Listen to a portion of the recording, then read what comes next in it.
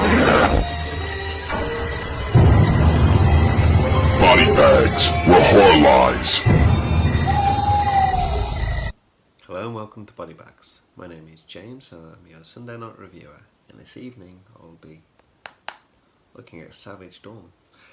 So I was going to take a look at Creepshow 2, the latest release from Arrow Video. But I've been looking at my halfway to Black Friday sale. I've only seen a couple of titles of the ones I picked up. So I was like, let's check out one of these VSAs. So I went with this one. And I know that it has had a good cast to it, as William Forsyth, we've got Karen Black, Richard Lynch, George Kennedy, Lance Henriksen, and it's had to be looked at. Yeah, I was waiting for this to be in the sale. I noticed that Vinegar Syndrome didn't have any copies.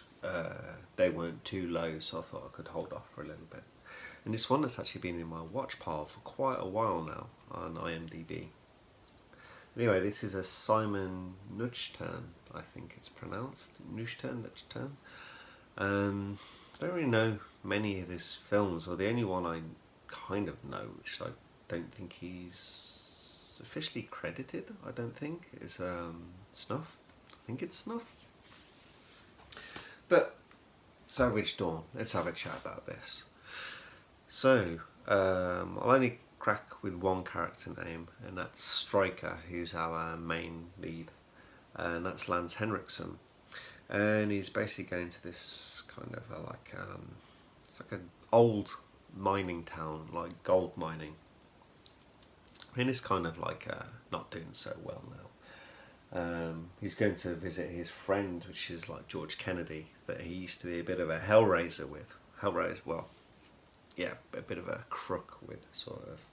And he's there like with his daughter and his son.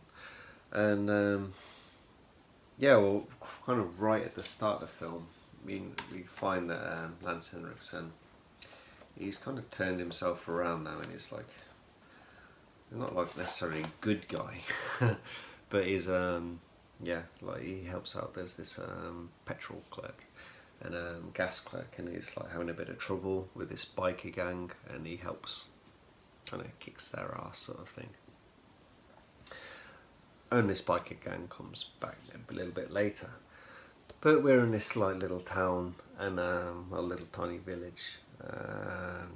You got Karen Black there. She's kind of like this, what is she? She's not the owner of the bar. She's like an MC or something for this, like, there's this crazy deputy that's like always fist fighting people. It's like this fist fights that this bar has and everything.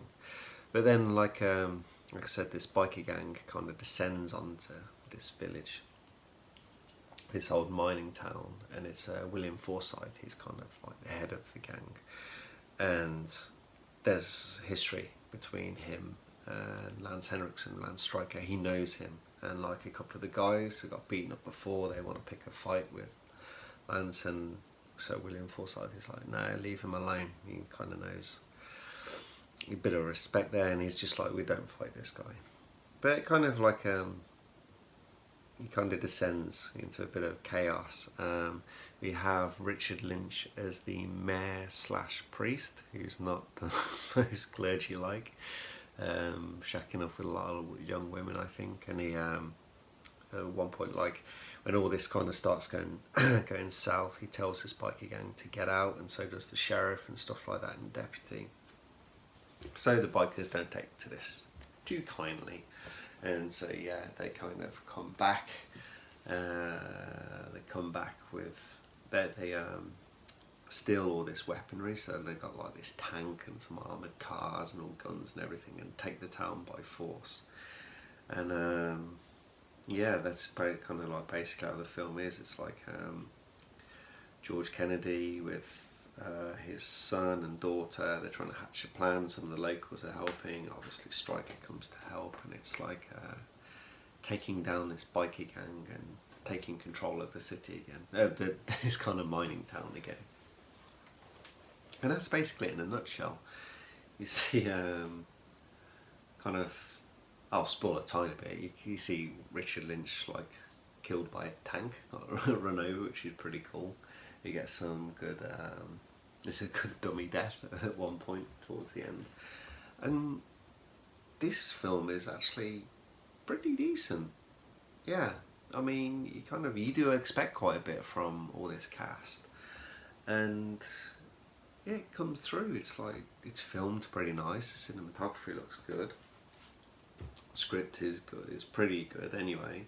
The acting's really good, as you'd expect.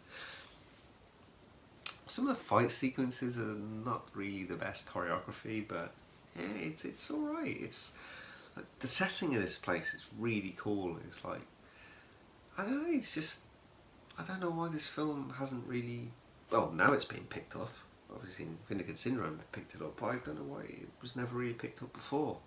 It's highly entertaining. I know, like Vinegar Syndrome, it's like it's a company that I quite like, but they're known for putting out some pretty bad films sometimes, pretty like low budget films, which is not linked to being bad. I mean, just mean that films which don't really have anything behind them, and then like manage to pick them up and restore these kind of low budget gems, and then there's this other like, well, a big huge mix of films, and I was it's quite good to see this one like getting like the VSA treatment through Vinegar Syndrome.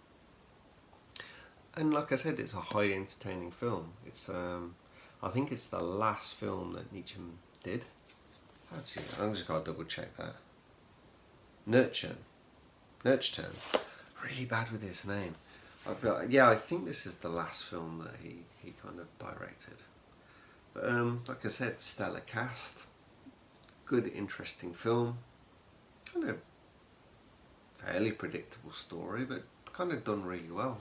It's kind of not post-apocalyptic, but it kind of does feel like Mad Max when you have like these big open areas and yeah, all these bikers and stuff like that. So you do get that feel, even though it's not in the post-apocalyptic world, but it definitely has that kind of like Mad Max vibe to it.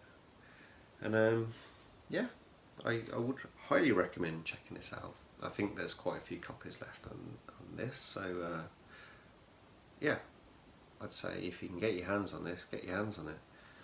Well, actually, I'm not too sure. This is edition 4000 and this is number 3523, so maybe the copies are getting a little bit low now, but if you're not sure and you're on the fence of it, I would recommend picking this one up because it's a lot of fun and all the actors in there are in for the film. It's not like they just make a quick cameo. All the big five, they're in there throughout the film and highly worth it. I recommend this. But anyway, hope you guys have a great week and I'll catch you next Sunday. Bye bye.